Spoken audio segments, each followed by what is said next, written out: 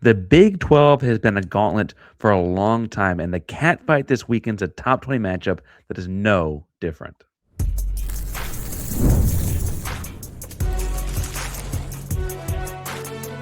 You are Locked On College Crossover, part of the Locked On Podcast Network.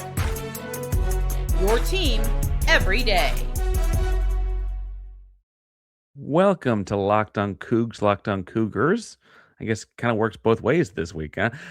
Host of Locked On Cougs, the red kind. Parker Ainsworth joined by Jake Hatch of Locked On Cougars, the blue kind, for this week's matchup between Houston and BYU on the hardwood. Thanks so much for making us both your first listen of the day. If you want to comment down below and you don't know what to say, look, there's a bunch of cougar flavored treats out there that I'm learning about, Jake.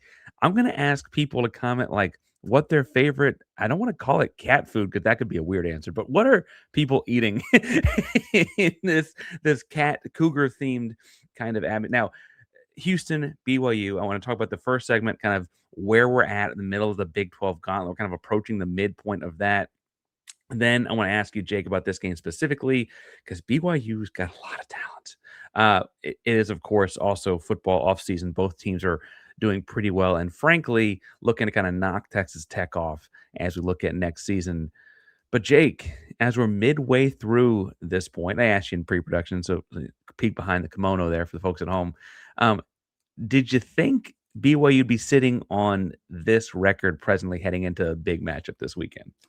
Honestly, no. And that's the problem right now, Parker, is they're on a 3-game losing streak. They've lost 4 of 5. And suddenly a team that was at one point considered to be among the elite tier of the Big 12 is suddenly right in the middle of the conference. So yeah, BYU's not in a good spot right now. And I'll just kind of pivot back to you.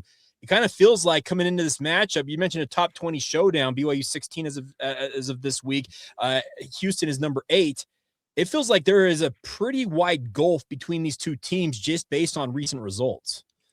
Well, and it also feels like if this game were not this weekend, if there were rankings between now and then, they'd kind of probably be shifting. There's a couple teams in front of Houston that lost, and you mentioned BYU has taken a couple of losses. Now, there's no shame in losing to Tech or Arizona or at Kansas, yeah. Jake. We can talk about Oklahoma State and Lutz and all that, but I really feel like some of this is just like, the war of attrition. Do you think that if you played Oklahoma State before Tech, Arizona, and Kansas, it might have been different? It feels like it. I think so, because I think there is a bit of a confidence crisis with this BYU team right now, where I think they're kind of down on themselves, just speaking of the team, because you mentioned the fact that I mentioned they've lost 3 straight. They lost at Tech, they lost to Arizona, and almost pulled that one out in crazy fashion down the stretch. They had a chance against Kansas and couldn't overcome that. So I do think that, right now, if they would have played Oklahoma State maybe before Kansas or before that Arizona game, I think they very likely probably would have found a way to win that basketball game. But I think the body language and the way things trended on Wednesday against Oklahoma State told me a lot about this BYU team, and that just they're not in a good spot right now. And there's no rest for the weary when it comes to the Big 12, because, we have number 8 Houston coming in. And let's be real, Parker, you know this as well as I do. Since BYU and Houston both came into this league, it has been a thoroughly one-sided affair when these two teams get together. And based on current results and current projections, I've got no reason to think that Houston's not going to win again on Saturday night. Well, and I spoiler, we'll probably be picking the same when we get to that segment and all that piece. I also enjoy judging body language, and I frankly, look, I don't mean to be as negative as this might sound, but a year ago would have said, like, from a physicality perspective, BYU was going to get beat up whenever they played Houston. Yeah, I saw some of their first games this year. I saw them kind of punk Kansas State in the non-conference. I thought they did, open up the season with a good win over Villanova and Miami and Miami. The Florida Miami has done pretty well this year, and you kind of beat them up too. I was like, okay, maybe BYU is a little bit different. Dybantsa, top pick guy. Richie Saunders came back. All of that kind of stuff, right? You said their body language is bad. Does it feel like a year ago? Does it feel like it? What kind of bad are you looking at here as you look at it right now? it just feels like this team is pulling in different directions. Speaking of individual players, it feels like now they have a big three. You mentioned Richie Saunders, you mentioned AJ Dybantsa, and then obviously Robert Wright, the Baylor transfer. Those three guys are BYU's best three, but the problem is it feels like all three of them aren't in sync right now. I don't think the entire roster, quite frankly, is in sync. And to pull a comparison to last year, this time last year, Parker, BYU was 6-6 at this juncture of the season, then put together a 9-game win streak down the stretch to ultimately make a run in the Big 12 tournament and then that Sweet 16 run.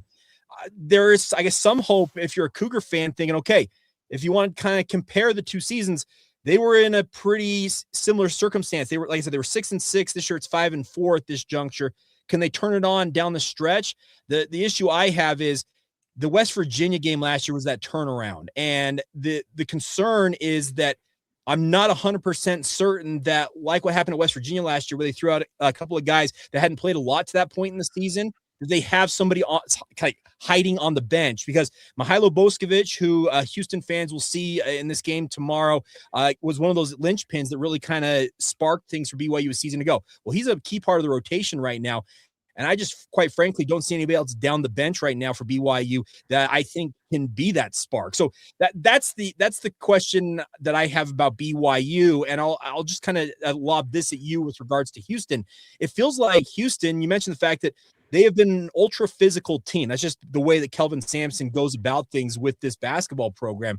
But with Kingston Flemings really showing very, very well, he's got to be at worst top 10 pick in this coming NBA draft. It feels like Houston, some people may have thought they were going to take a step back this year, but right now they're flying high. Yeah, I feel like, frankly, there's aspects of this where, like, Chris Cenac, also a projected top 15-ish pick, is kind of coming into his own. These freshmen are growing up, and I describe this team, frankly, Jake, as like a lot like last year, but the variance is crazy. So their highs might actually be higher. They're putting up 90 in a couple games into like Arkansas and stuff like that, right? The lows are just lower. Part of that's the experience, right? You know, the 6-year guy in Jawan Roberts or the 5-year guy in LJ Cryer. So the lows just look lower. The lows haven't happened that often. I don't mean to like sound. We did just get told we were poor by our head coach, so that felt pretty low. I'm going to ask about that. We'll get to that in a moment. As low as that felt, though, the lows on the floor have not. And I chuckle. The lows on the floor have not been that bad. You lost by 4 in Lubbock. I mean, you saw how tough tough a team that is, and then you lost to Tennessee in a Las Vegas Players Era Invitational, which is just kind of those early midseason kind of things are just a little bit, I don't know. They're off. They're kind of one-offs, right? They're kind of weird. The neutral site, the weird times of day, all of that. But yes, we got called poor, and I'm sure BYU has thoughts on that. Well, okay, so give me some. Yeah, I think some Cougar fans may have seen it. I'm not going to lie. When I originally saw this quote come out, Parker, I told you before we recorded tonight, I thought somebody had taken like a quote bubble, stuck it on a picture of Kelvin Sampson, and inserted this quote that, hey, we're poor, because I've never really considered Houston to be a poor, quote unquote, program. But give me some context for this and help BYU Cougar fans understand why Sampson would say such a thing, because just on its head, it's not necessarily a good look for the Red Cougars. Well, one of the jokes about a Sampson press conference is that a 30-minute press conference had 3 questions in it, if that. And he does go on and on and on, right? So the question initially is about, like, you know, Mercy Miller had a great game against UCF, and he kind of hadn't gotten to play a whole lot this year, played even less last year. And he was really talking about, like, retaining these guys. Mercy Miller's a high-end recruit, keeping him around the program. Ramon Walker, these guys that don't get a lot of minutes, and finding ways to keep them involved. And then he got to the idea of like NIL payments and this and that. And he actually, at one point earlier in the quote that is not being as widely circulated, said, these guys are well taken care of. And then later said, we're poor. And I don't know how those two work together, except that I think he's really saying that, like, there are guys, look, Kingston Flemings was also offered a lot of money to go play at Texas Tech, and he chose to come to Houston. There are guys, I think, taking somewhat of an NIL kind of, not like a zero disc, like not like $0, but like, less money to play for Sampson at Houston for the coaching, living in Houston, et cetera, winning games, than to go like be the star at some smaller program or some different program where they might not get coached by a guy like Sampson. And so I really think that's the bigger context here. I will say in the very like on three graphic kind of way, we're poor though really slaps. POOR period four. Okay, and so, but I think that's an interesting dynamic. I know we're going to talk about the game just real quick on that front. I completely understand what Houston's doing, because you're right. There are going to be guys who are going to take that discount to go play for a program as established as Houston, because they look at what Kelvin Sampson has built and they want to play for a winning program. BYU is trying to establish that, and the way they've established it, quite honestly, is to use NIL. They're paying AJ Dybantsa top dollar. They're paying a guy like Robert Wright top dollar. Now, BYU Cougar fans will tell you that maybe they're not getting their money's worth right now, and I think that's very clear. But BYU's trying to get to that level where maybe at some point, players will come to BYU and maybe not require it to be top dollar. It is a very interesting dynamic, to your point, Parker, that there's this give and take on all of it. There are certain guys that money motivates them. Other guys, they're all about winning and they're about culture, and you have to kind of play each note by ear and figure it out along the way. So I can understand where Kelvin Sampson's coming from, but if in the on three era of these graphics, just having a capitalized 4 on there, not the best look. Not the best look. And look, I might have made a graphic or two myself to help send the Locked On Cougs logo out a few more places. No, okay. We'll wrap up. We got to move on and talk the game. I'll just say that every coach I would also think would ask for more money. Like, there's no coach saying I want less money for players. That's not. Kevin Young's like, you want to give me more? Let's go. Yeah, every coach wants more if they can get it. Completely. Now, speaking of paying players, both teams are paid, I think, well. Obviously, one might have a higher total dollar amount, whatever. The game this weekend, though, we played on the hardwood, not in the bank account. And look, there are a lot of top 10 picks on the floor this weekend. And I want to talk about them, the game, and kind of how it's going to play out in just a second. But first, today's show is brought to you by our buddies over at FanDuel, because, look, as much fun as Saturday night's going to be, Sunday's the last night for football, Jake, and Super Bowl 60 FanDuel's make sure you're right in the middle of this action with a special offer for the biggest game of the year. I don't care if you're back in the favorite or riding with the underdog, building the last same-game parlay of the season. This is the game everyone's been waiting for, where predictions can turn plays, stats, into storylines, and every snap just feels bigger. It's the perfect way to cap off the season and make Super Bowl even more exciting from kickoff to the final whistle. If you're a new customer, you bet just $5 and get $200 back in bonus bets when you win. Now make it count, because after Super Bowl 60, the season's over. It's the last call for football on FanDuel. If it's a sportsbook partner of Super Bowl 60, visit FanDuel.com to get started. Today's show is also brought to you by everybody's over at TurboTax.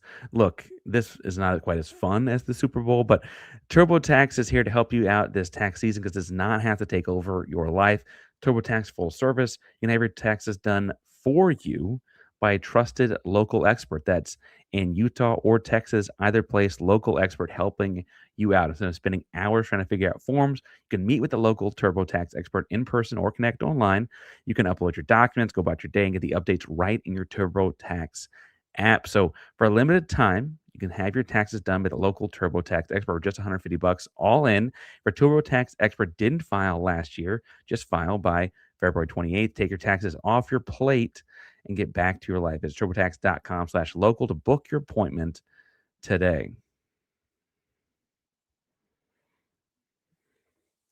Couple of Cougars cutting it up here, talking about Houston, BYU this Saturday night. Now, AJ Dybantsa does project to be the number 1 overall pick, or he's certainly in that running, I guess, being which expert you ask, Jake. So I guess I got to throw it to you.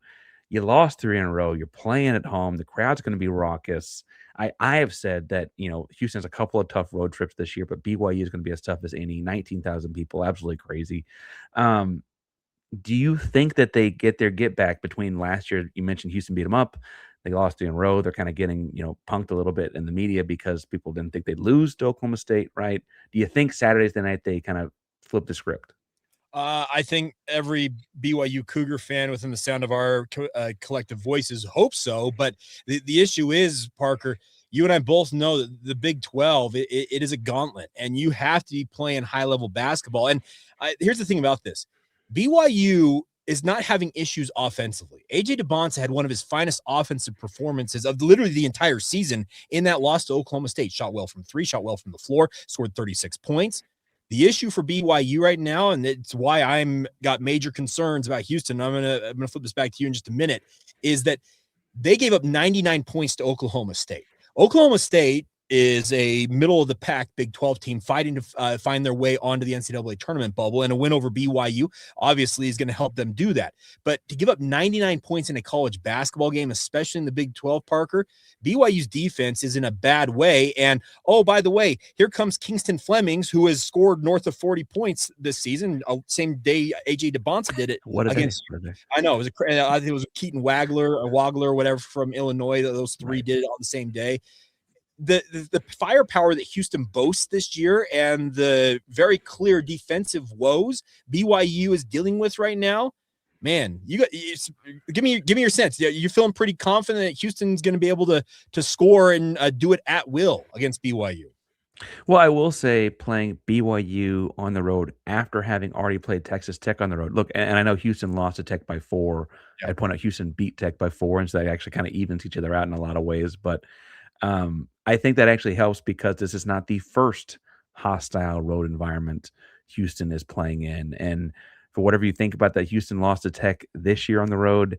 It was their only loss on the road. It's their first loss on the road since 2024, and that is the actual correct year that I'm talking about there. They didn't lose a single true road game last year.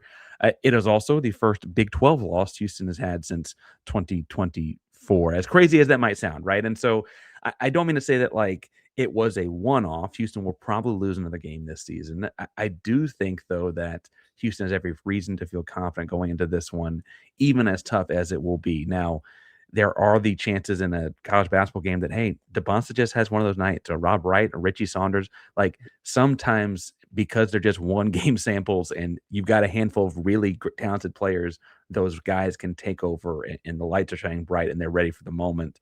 I think the bigger thing for me is like, I think, if you got Dybantsa, we got Flemings. If you got Rob Wright, we've got Emmanuel Sharp. If you got Richie Saunders, we've got Chris and like JoJo Tugler, Kibakita. I think that at some point, Houston's got whether you want to make the 4th, the 5th, the 6th, Houston's just got like 1 or 2 more options. And in a close game, again, FanDuel or Putties or FanDuel have this as a 2.5 point spread. That option can make a big difference. And I think that that's going to be where it's won and lost is, I think Kingston and Dybantsa both have big games, right? Sure. It's going to be somebody else that we're not talking about. Do you have an idea of who that would be if it's a BYU guy, frankly? Well, okay, if BYU wants to win, it feels like to me that you got to have Richie Saunders kind of go off in this game. And you already kind of teased it earlier. Like there's gonna be a lot of top 10 picks in this game, and that's Kingston Flemings, that's AJ Dybantsa. Like those are the headliners in terms of NBA draft nicks who are gonna be watching this game. They're watching for those guys. But Richie Saunders has clearly put himself in the NBA draft conversation, just the way he's played the past 2 seasons in particular, and the way he performed against Kansas, for example, last Saturday. He was the reason why BYU essentially forced their way back into that game after a horrendous first half. He went off in the second half, and I think he is the X factor in this, is because his ability just to play what I call winning basketball and make big shots, come up with rebounds in key moments, put it back in easy 2 points.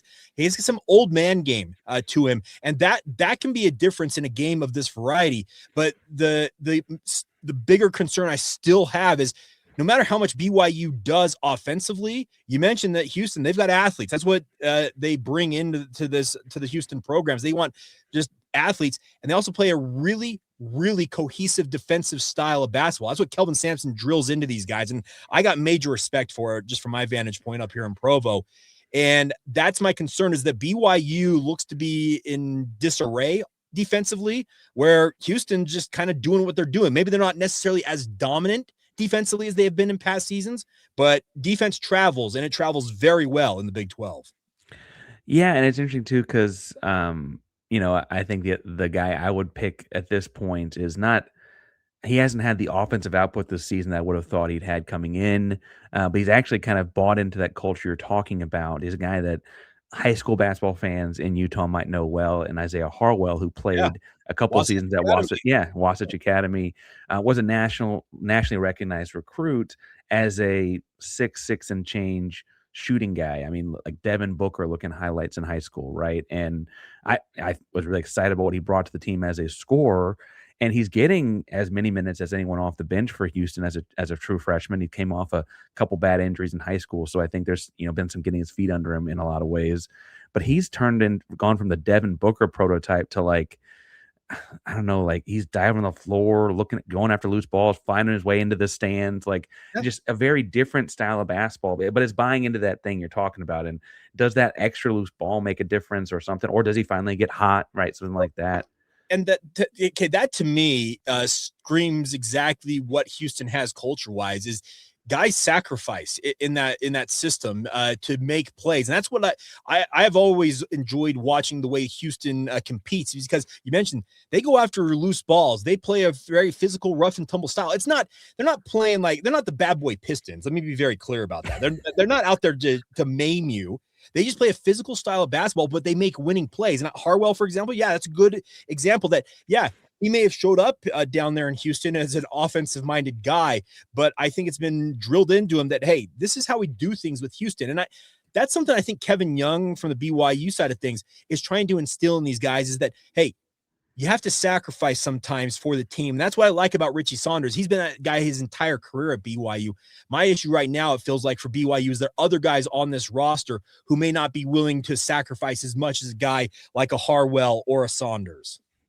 Well, and frankly, look, he also, unlike BYU, at Houston, Harwell is kind of far down the depth chart. That might just been like, hey, I can separate myself and get on the floor more, or what, if you don't have to do that, maybe you never do.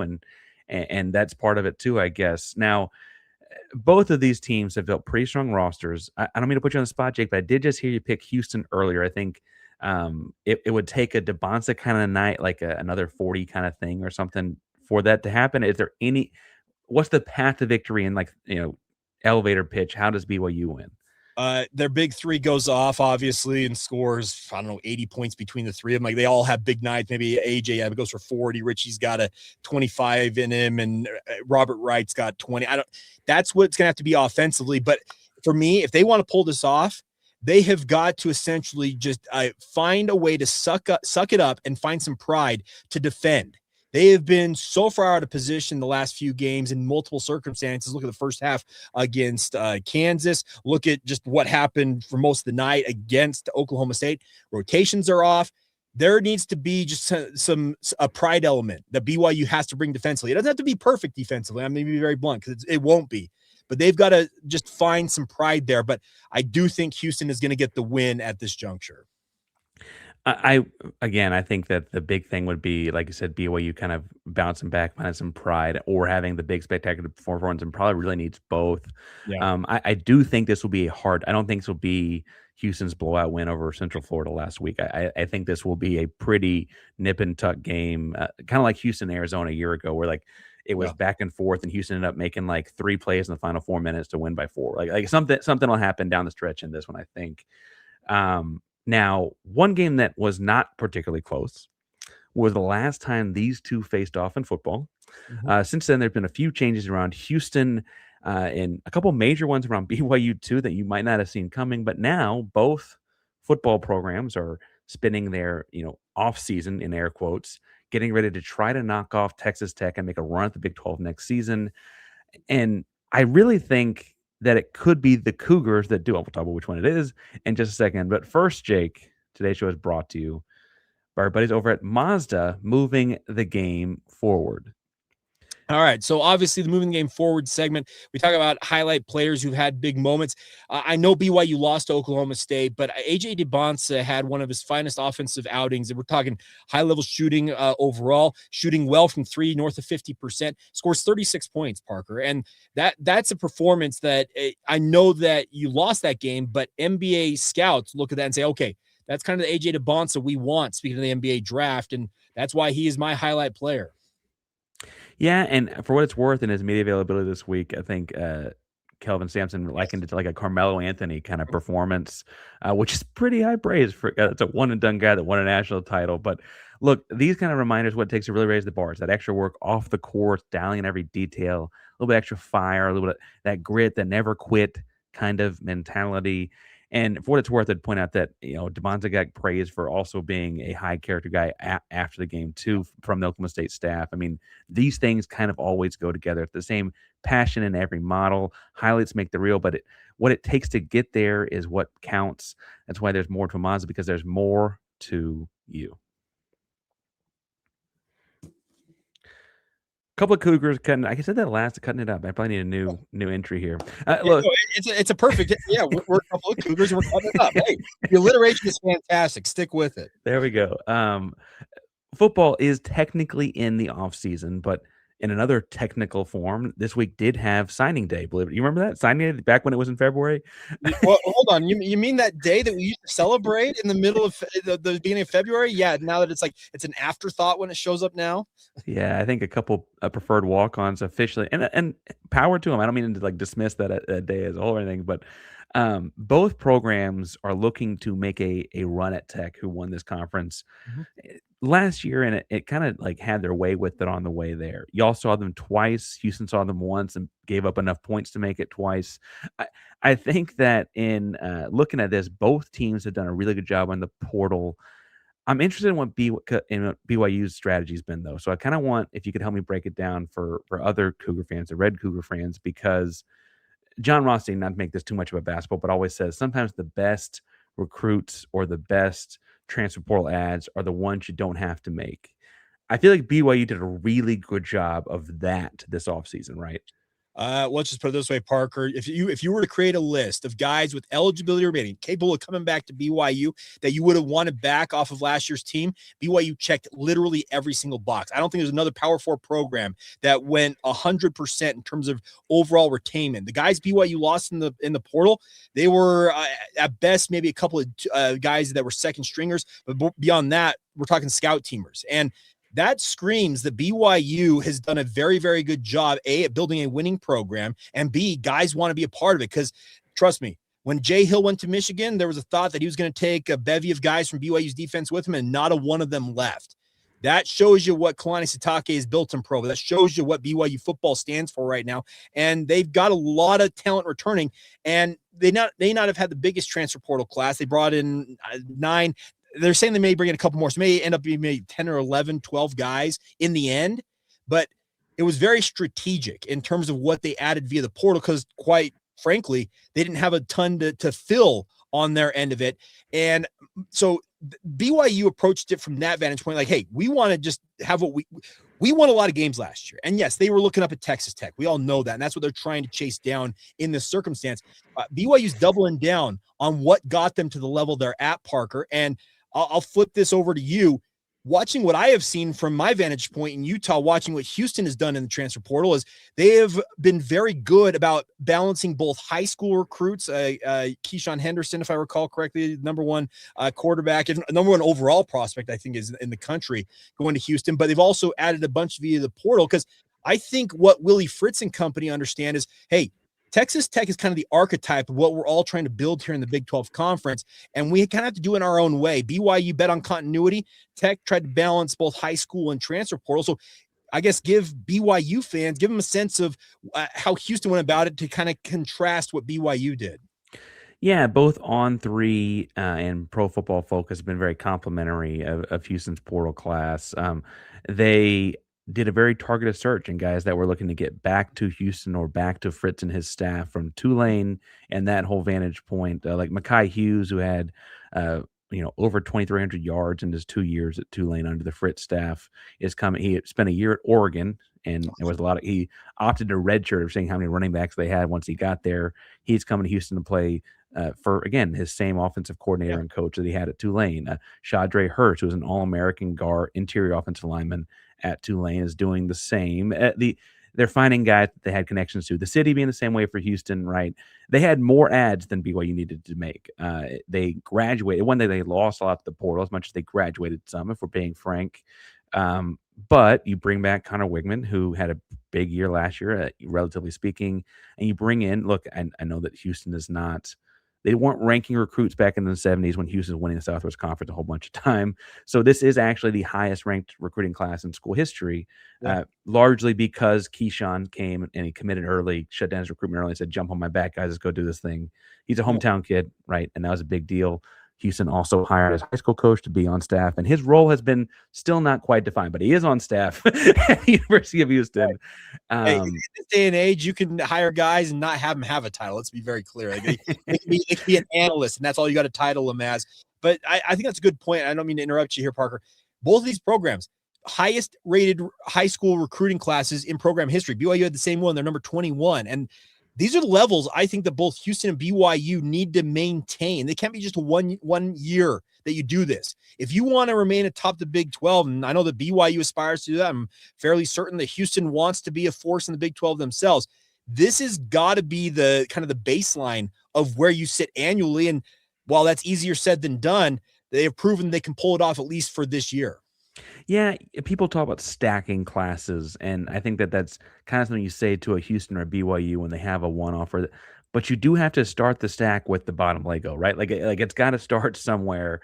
And I think both programs can confidently say like they've started that. And Houston's looking at 2027 now, as I'm sure BYU is doing, and throwing offers at a bunch of big fish because the greater Houston area has got them. BYU does more of a national search, but let's not I mean, there's some good high school football in and around Salt Lake City too. There's guys to look at, and Rider Lions, I guess, will also be showing up at some point in the not so distant future. Let's not forget I'm talking about quarterback recruits. Both programs are, I think, doing that well. Well, yeah. So on that front, just real quick, we all know that quarterback play is at a premium, especially in the Big 12. Rider Lions, you're going to laugh about this, Parker. He's serving a mission for the Church of Jesus Christ of Latter-day Saints right now, and he's doing it literally in the backyard of UCF in Orlando, Florida. So he's in Big 12 country while he's out there serving. But to your point, I think we could be looking at this that it looks like maybe 2-3 years down the line, Keyshawn Henderson versus Rider Lions could be one of those battles you're talking about. Could be, okay, who's the better quarterback in the Big 12 between those two? And that portends a lot of good things for these two programs, because if those two accomplish what they're expected to accomplish, that means that both sets of Cougars here are going to be competing for Big 12 glory, Big 12 championships, and maybe the college football playoff. We know that retaining Sataki undoubtedly had some sort of a plan in leading towards that. This week, Willie Fritz in his signing day press conference mentioned that, look, the goal of the program is to win a national championship. They got steps to do to get there, but it is a goal of the program. And I think that after Houston and BYU both had double-digit win seasons last year, that should be the next. I mean, winning the Big 12 is between here and there, but like it's in the foresight. You can see it as you're going, as like that's where you want to drive this thing to. Well, yeah, and if you don't have that goal, quite frankly, what are you in it for? That let's be very clear. Like that's the ultimate goal. You want to hoist the hardware, and that would include a Big 12 championship, and ultimately winning a college national title. And that may be easier said than done. Obviously, trying to fend off what the Big 10 has built, obviously, and we all know the SEC thinks that they're bigger than everybody else, but results, say otherwise right now. A little shake cast there, but the bigger point is, these two programs should have pretty grand aspirations, and I love it. I love that these two, speaking of Houston and BYU, have come into this league. BYU's had pretty sustained success the last 2 years. They've been 23-4 the last 2 years and have been knocking on the door of the college football playoff for 2 seasons now. Houston, you mentioned they went double-digit wins last year, and it looks like the arrow is very much pointing up for Houston. These are two programs that if you're a Big 12 fan, you're going to want to monitor very closely, because it appears on paper they're here to stay. Yeah, there's that meme where he's like, we'll call it a glass bottle soda pop. He's like cracking the top. He's like, look at us. Look at us. All right.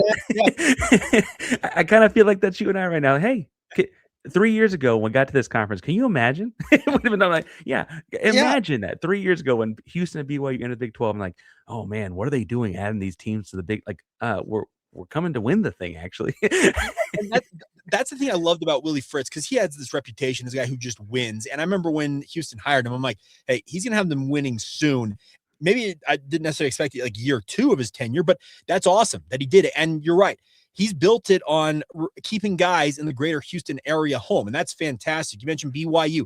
They're a church-affiliated institution, so they're obviously going to be able to cast a little wider net just with regards to looking around the country, but Houston doesn't have to go very far to find top talent. That Houston area is chock full of talent. There's different ways to build rosters. And I know that BYU will always prioritize keeping guys home in Utah, but per capita, Texas just got more people. So I love the fact that these two programs have built what appears to be pretty sustainable models of success. And I'm here for it. I love the fact that they're going to be competitive, and I'm looking forward to seeing the two of them tussling along with Tech and a handful of others for Big 12 dominance. And hopefully at some point we got to have a Big 12 team win in the playoff. That will forever stick in my craw, but that may require, getting more than one team in at some point. Well, I think we should probably get a couple more teams into it. Football season's a long way away, but you can't stop talking about it. That's Jake Hatch. I'm Parker Ainsworth. If you want to listen to the Cougars talk after the basketball game's over, we will both be live on our respective channels. So make sure you subscribe to the bell so you know when those things go live. We're also going to ask you if you're trying to preview the weekend's basketball with us. Locked On College Basketball makes a great second listen for that. Jake, hopefully it's a fun one. I'm excited for the fireworks. And Cougar tails, Cougar paws, all the snacks. Getting ready, Super Bowl snacks the next day, I guess. But I am ready for the fun. If you are a Houston fan coming out to Provo, try a Cougar tail. Try the brand new ice cream treat. They call it a Cougar paw. Hey, it's all Cougar related, so you can feel happy about it. Can I get a strawberry Cougar? That'd be sneaky. They have done a strawberry Cougar tail in the past, Parker. Now the normal one has got the maple frosting on it, but they have done a strawberry one in the past. They won't be doing it for this game because they are not going to put anything red anywhere near the Houston Cougars. So we can both say go Cougs, though. Go Cougs, Jake. Absolutely, go Cougs.